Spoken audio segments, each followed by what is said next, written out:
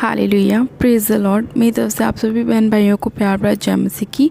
परमेश्वर की पवित्र हज़ूरी में आप सभी लोगों का स्वागत है और मैं आप लोगों का स्वागत करती हूँ हमारे यूट्यूब चैनल जीसस लव्स खुशबू पर।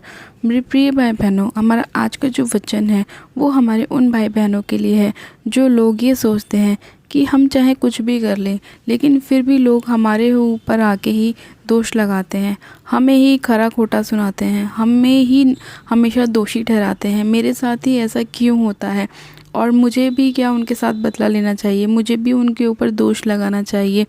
आज बहुत सारे लोगों के जीवन में ऐसी समस्या आके खड़ी हो जाती है कि उनके जीवन में मान लो किसी ने उनकी इंसल्ट करी तो उनके मन में भी यही आता है कि मैं भी इससे बदला लूँगा, मैं भी इसके साथ ऐसा ही व्यवहार करूँगा जैसा इसने मेरे साथ किया। कई बार क्या होता है कि जब हस्बैंड वाइफ के बीच में भी लड़ाई झगड़े हो जाते हैं तो उनके मन में भी एक दूसरे के लिए ऐसे ही सवाल उत्पन्न हो जाते हैं कि इस व्यक्ति ने मेरी इंसल्ट क्यों करी, अब मैं इससे बदला लूँगी। या कई बार हमारे पड़ोसी रिश्तेदार हमारे साथ ऐसा करते हैं तो उनके लिए भी हमारे मन में ऐसे विचार कई बार आ जाते हैं, क्योंकि कई बार क्या होता है कि हम अपने हृदय में ऐसी चीज़ों को रख छोड़ते हैं जो वो बाद में हमारे जीवन में हमें पाप की ओर लेकर जाती है। यानी कि हमारे मन में कई बार हम दूसरे के प्रति नफ़रत को उत्पन्न कर लेते हैं और जो बाद में एक पाप का रूप लेती है और जिसकी वजह से हमें बहुत सारी चीज़ों को देखना पड़ता है हमारे जीवन में। तो मेरे प्रिय भाई बहनों, आज का वचन परमेश्वर ने आपको दिया है कि अगर आप लोगों के मन में भी एक दूसरे के प्रति ऐसे ही सवाल उठते रहते हैं, ऐसे ही एक दूसरे के खिलाफ योजनाएं बनती रहती हैं, तो आपको अपने हृदय को साफ़ करने की ज़रूरत है। परमेश्वर ये नहीं चाहता कि आप किसी के विरुद्ध कोई गलत युक्ति को बनाएं, क्योंकि गलत युक्ति को बनाने का काम सिर्फ शैतान का है। परमेश्वर के जो जन होते हैं वो दूसरे को माफ़ करने वाले होते हैं, उनका हृदय दूसरों के लिए नम्र और दीन होता है। इसीलिए आज परमेश्वर का वचन हमसे बात करेगा और हमें बताएगा कि हमें अपने आप को किस रीति से साफ़ रखना चाहिए और परमेश्वर की नज़रों में हमें ब्लेस्ड रहना चाहिए, आशीषित रहना चाहिए। मेरे प्रिय भाई बहनों, आज हम बाइबल में से एक वचन को पढ़ेंगे, मत्ती की पुस्तक उसका 7 अध्याय उसकी पहली आयत को। परमेश्वर का वचन कहता है, दोष मत लगाओ कि तुम पर भी दोष ना लगाया जाए, क्योंकि जिस प्रकार तुम दोष लगाते हो उसी प्रकार तुम पर भी दोष लगाया जाएगा, और जिस नाप से तुम नापते हो उसी नाप से तुम्हारे लिए भी नापा जाएगा। हालेलुया। मेरे प्रिय भाई बहनों, परमेश्वर का वचन कहता है कि दोष मत लगाओ कि तुम पर भी दोष ना लगाया जाए। यानी कि परमेश्वर का वचन हमसे ये कहने की कोशिश कर रहा है कि आज आपसे मान लीजिए आपका बॉस, आपका रिश्तेदार, आपका पड़ोसी, आपके हस्बैंड, आपका वाइफ आपसे अगर कुछ कहता है तो आपको बदले में उसको दोबारा से जवाब नहीं देना है, आपको चुप रहना है, शांत रहना है, क्योंकि परमेश्वर का वचन कहता है कि दोष मत लगाओ कि तुम पर भी दोष ना लगाया जाए। मान लीजिए आज आपने एक बात बोली तो सामने वाला आपको 2 बात बोलेगा, फिर आप उसको 4 बात बोलेंगे, ऐसे ही बातें आगे बढ़ती जाएंगी, एक दूसरे पर हम आरोप लगाते रहेंगे और उससे कोई फ़ायदा नहीं है। फिर वो लड़ाई झगड़े क्या होते हैं, पाप को उत्पन्न करते हैं, बैर को उत्पन्न करते हैं, और उसके बाद वो चीज़ें अलग अलग चीज़ों में रूप ले लेती हैं। और जब ऐसी चीज़ें हमारे जीवन में होती हैं तो शैतान एंटर करता है, फिर उसके बाद वो बीमारियां लेकर आता है, निराशा लेकर आता है, परेशानियां लेकर आता है, लॉस लेकर आता है, और कभी कभी तो बात इतनी ज़्यादा बढ़ जाती है कि वो आपके घरों को भी तोड़ देता है। इसीलिए परमेश्वर का वचन कहता है कि दोष मत लगाओ कि तुम पर भी दोष ना लगाया जाए, और अपने आप को ऐसा रखो कि शैतान को आप मौका ना दें आपके जीवन में, परिवार में, बच्चों में, फैमिली में एंटर करने का। क्योंकि मेरे प्रिय भाई बहनों, हमेशा शैतान इसी ताक में खड़ा रहता है कि कब ये गलतियां करें और कब मैं इनके जीवन में एंटर करूं, कब मैं इन्हें परेशानियों में लेके जाऊं, इनके अंदर बीमारियों को लेकर आऊं, इनको निराशाओं में लेके जाऊं।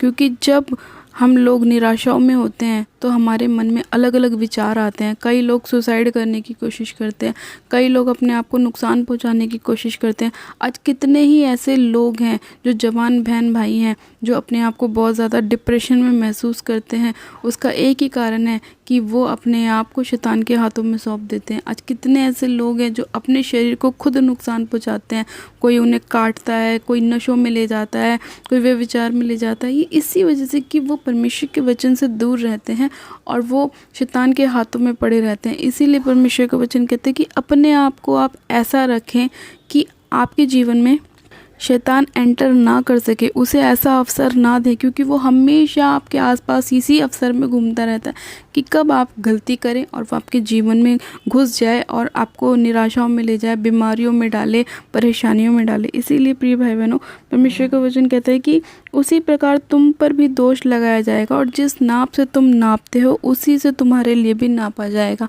यानी कि अगर आज आप कोई गलती कर रहे हैं, आप किसी पे बेवजह दोष लगा रहे हैं, किसी को दोषी ठहरा रहे हैं, किसी निर्दोष को आप दोषी ठहरा रहे हैं, तो आप ये ना सोचें कि आपकी ये गलती उसी समय ख़त्म हो जाएगी। नहीं, क्योंकि हमारा देखने वाला कौन है? हमारा देखने वाला परमेश्वर है। आप इंसानों से अपने आप को छुपा सकते हैं, लेकिन परमेश्वर से अपने आप को नहीं छुपा सकते। परमेश्वर की आँखें हमेशा आपकी ओर लगी रहती हैं और उसके कान हमेशा आपकी बातों की ओर लगे रहते हैं कि आप अपने मुंह से किस तरह की बातें निकालते हैं, किस तरह से आप दूसरों के ऊपर दोष लगाते हैं, किस तरह आप निर्दोष को कचहरी में घसीटते हैं। आज परमेश्वर यही आपको कहना चाहता है कि मेरे प्रिय भाई बहनों, आप इस भूल चूक में ना रहे कि आज अगर आपने किसी पर दोष लगाया है या आप कोई गलती कर रहे हैं तो परमेश्वर नहीं देख रहा है। परमेश्वर हर एक बात को नोट करता है, हर एक चीज़ को देखता है और उसी के बाद आपके जीवन में वो चीज़ें करी जाती हैं, आपका न्याय किया जाता है। और परमेश्वर ने कहा कि जिस नाप से तुम नापते हो उसी नाप से तुम्हारे लिए भी नापा जाएगा। यानी कि मेरे प्रिय भाई बहनों, अगर आप अच्छा करेंगे तो आपके लिए भी अच्छा किया जाएगा, अगर आप बुरा करेंगे तो आपके लिए भी बुरा किया जाएगा। क्योंकि परमेश्वर न्याय करने वाला परमेश्वर, न्याय करने वाला परमेश्वर है। वो कभी भी पक्षपात नहीं करता। वो ये नहीं कहता कि इसने अच्छे काम किए हैं और एक गलती करी है तो मैं इसको कुछ नहीं कहूँगा। नहीं, ऐसा नहीं होता। उसकी नज़रों में जो बुरा है तो बुरा है और जो सही है तो सही है, चाहे वो आप हो चाहे वो मैं हूँ। अगर मैं अपने जीवन में गलती करूँगी तो उसका भुगतान मुझे देना पड़ेगा, अगर आप गलती करेंगे तो आपको भी देना पड़ेगा। इसीलिए मेरे प्रिय भाई बहनों, अपने आप को परमेश्वर के सामर्थी हाथों में सौंप दें कि आप अपने जीवन में कोई गलती ना करें, ताकि आप परमेश्वर के भयानक प्रकोप से बच सकें। आपको परमेश्वर के वचनों में बने रहना है, क्योंकि जब जब आप परमेश्वर के वचनों में बने रहेंगे आपको पता रहेगा कि परमेश्वर ने हमें क्या आज्ञाएं दी हैं, हमें अपने चाल चलन को कैसा रखना है। उसी के मुताबिक परमेश्वर आपको आशीष देगा। आप अच्छा बिहेवियर करेंगे तो आपके साथ भी अच्छा होगा, आप बुरा करेंगे तो आपके साथ भी बुरा होगा। इसीलिए मेरे प्रिय भाई बहनों, आप आज ये ना कहें कि वो इंसान, वो व्यक्ति मुझ पर दोष लगाता है। क्षमा करने वाला हृदय रखें। मान लीजिए अगर आप पे किसी ने दोष लगाया भी है तो उसे क्षमा करें, क्योंकि परमेश्वर कहता है कि तुम अपने बैरियों को क्षमा कर दो। ऐसा करने से तुम उनके सिर पर आग के अंगारों को उड़ेलते हो। यानी कि आप अपने मुंह से उन्हें कोई श्राप ना दें, कोई बद्दुआ ना दें, कोई गाली ना दें, उन्हें कुछ ना कहें, बस उन्हें क्षमा कर दीजिए कि मैं तुझे क्षमा करता हूँ प्रभु यीशु मसीह के नाम में।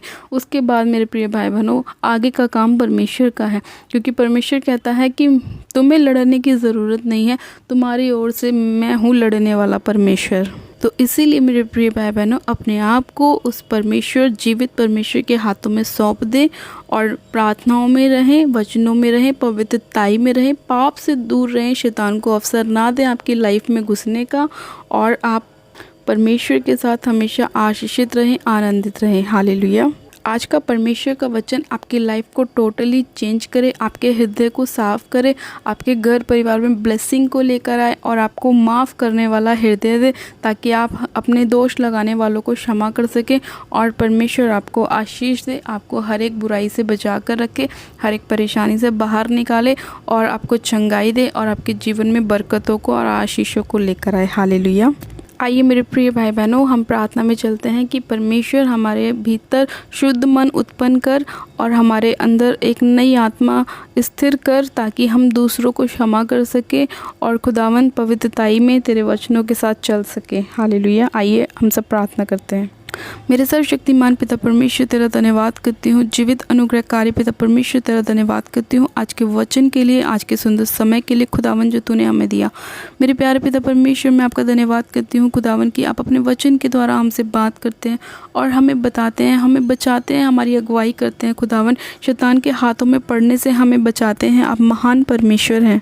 हे सामर्थी पिता परमेश्वर, मैं आपका धन्यवाद करती हूँ कि आज जितने लोगों के जीवन में खुदावन ऐसी परिस्थितियाँ चल रही हैं, मेरे प्रभु तो उन सभी लोगों पर दया कर, उनके हृदय को शांत कर मेरे प्रभु परमेश्वर, और उन्हें शांत करने वाला मन दे मेरे पिता परमेश्वर, ताकि वो अपने लोगों को क्षमा कर सके मेरे पिता परमेश्वर, और वो लोग अपने जीवन में अपनी ब्लेसिंग को प्राप्त कर सकें।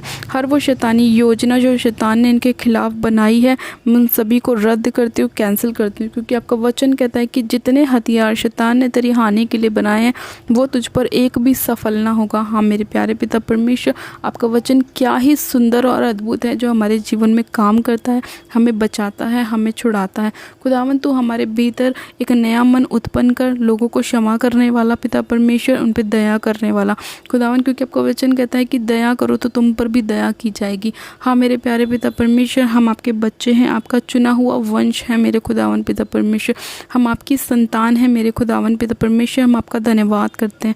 सामर्थी पिता परमेश्वर, हम अपने हर एक ऐसे जन को जिसने हमारा जाने अनजाने में दिल दुखाया है, उन्हें क्षमा करते हैं मेरे खुदावन। तू हम पर दया कर पिता परमेश्वर, जिस तरह हमने अपने अपराधियों को क्षमा किया, तू भी हमारे अपराधों को क्षमा कर और हम पर अनुग्रह कर, दया कर। तेरी दृष्टि हमेशा हमारे ऊपर बनी रहे और हम तेरे दृष्टि में हमेशा निर्दोष रहने पाए, तेरी नज़रों में हमारा चाल चलन पवित्र होने पाए पिता परमेश्वर। तेरा धन्यवाद करती हूँ खुदावन पिता परमेश्वर कि तूने हमें अपनी सामर्थ्य जलाली हाथों में संभाला है, हमें आशीषित किया है, ब्लेस किया है। मैं तेरा धन्यवाद करती हूँ। हे पिता परमेश्वर, मैं इसी घड़ी आपसे प्रार्थना करती हूँ, जितने लोग बीमार हैं मेरे प्रभु, उन सभी लोगों के ऊपर तू चंगाई का आत्मा भेज और एक एक जन के ऊपर अपनी पवित्र आत्मा उड़ेल, ताकि वो चंगाई को प्राप्त कर सके और पिता परमेश्वर वो अपने जीवन में ब्लेस हो सकें। सामर्थ्य पिता परमेश्वर, मैं आपका धन्यवाद करती हूँ एक एक जन को छूने के लिए, उन्हें ब्लेस करने के लिए, आशीषित करने के लिए मैं आपका धन्यवाद करती हूँ। सामर्थ्य पिता परमेश्वर, मैं इसी घड़ी आपसे प्रार्थना करती हूँ, आज जितने लोग चाहते हैं कि आप उनके जीवन में उन्हें जॉब की आशीष दे, खुदावन आप उन्हें जॉब के साथ ब्लेस करें, आशीषित करें। और जिन बहनों को अभी तक बेबी की ब्लेसिंग नहीं मिली है, उन्हें बेबी के साथ ब्लेस करें और उनकी शर्मिंदगियों को दूर करें, उनकी निराशाओं को दूर करें। हर प्रकार का पिता परमेश्वर अंधकार का आत्मा इनके जीवन को छोड़े और जाता रहे। मैं उन सभी अंधकार की शक्तियों को फायर करती हूँ, इनके जीवन से खुदावन, इनके घर परिवार से, इनके बिजनेस से, इनकी जॉब से। हाँ मेरे पिता परमेश्वर, इनकी मैरिज लाइफ से मैं सारी अंधकार की शक्तियों को, लड़ाई झगड़े की आत्मा को फायर करती हूँ, फायर करती हूँ, फायर करती हूँ। धन्यवाद करती हूँ प्यारे पिता परमेश्वर, आपने इस प्रार्थना विनती को सुना, उत्तर हाँ आमीन में दिया, एक एक जन को छुआ, छू के ब्लेस किया और पिता परमेश्वर आपने आनंदित किया। मैं आपका धन्यवाद करती हूँ। सारी महिमा, सारा आदर आपको देती हूँ और प्रार्थना विनती बड़े विश्वास के साथ हमारे उद्धारकर्ता प्रभु यीशु मसीह के नाम में मांगती हूँ। आमेन, आमेन। आप सब जन कहें आमेन।